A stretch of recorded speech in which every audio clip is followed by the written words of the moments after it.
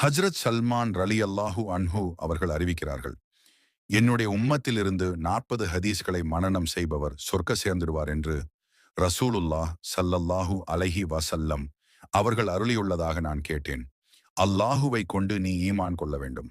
மறுமை நாளை கொண்டு ஈமான் கொள்ள வேண்டும். வானவர்களை ஈமான் கொள்ள வேண்டும். வேதங்களை ஈமான் கொள்ள வேண்டும். நபிமார்களை ஈமான் கொள்ள வேண்டும். நன்மையும் தீமையும் அல்லாஹுவினால் ஏற்படுகின்றன என்ற தக்தீரை ஈமான் கொள்ள வேண்டும்.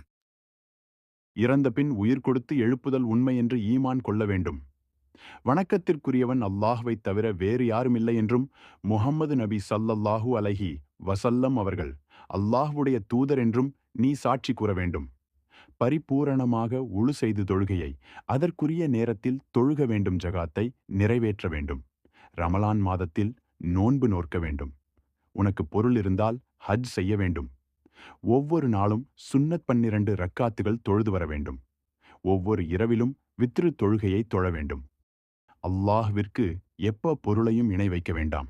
உன் பெற்றோருக்கு மாறு செய்ய வேண்டாம்.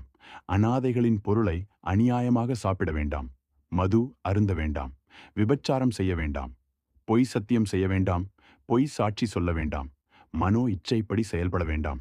உன் முஸ்லிமான சகோதரனை பற்றி புறம் பேச வேண்டாம்.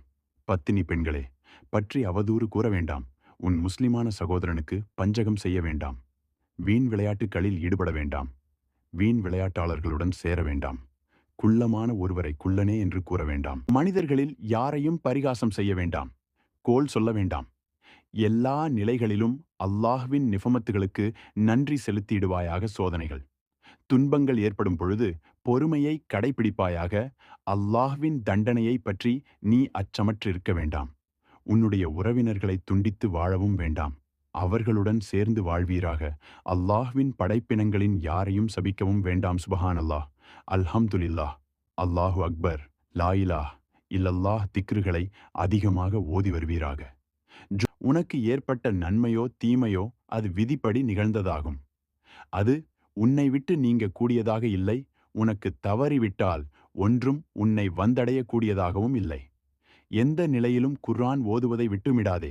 ரசூலுல்லாஹ் ஸல்லல்லாஹு அலைஹி வஸல்லம் அவர்கள் இந்த ஹதீஸை கூறிய பின் நான் கேட்டேன், இந்த ஹதீஸை பாடமிட்ட மனிதருக்கு என்ன நன்மை கிடைக்கும் என்று கேட்டேன்.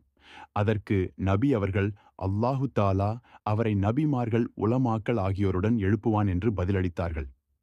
நாமும் 40 ஹதீஸ்களை மனனம் செய்து அதன்படி வாழ்ந்து நல்லடியார்கள் கூட்டத்தில் இன்ஷா அல்லாஹ் சேர்வோமாக. ஆமீன்.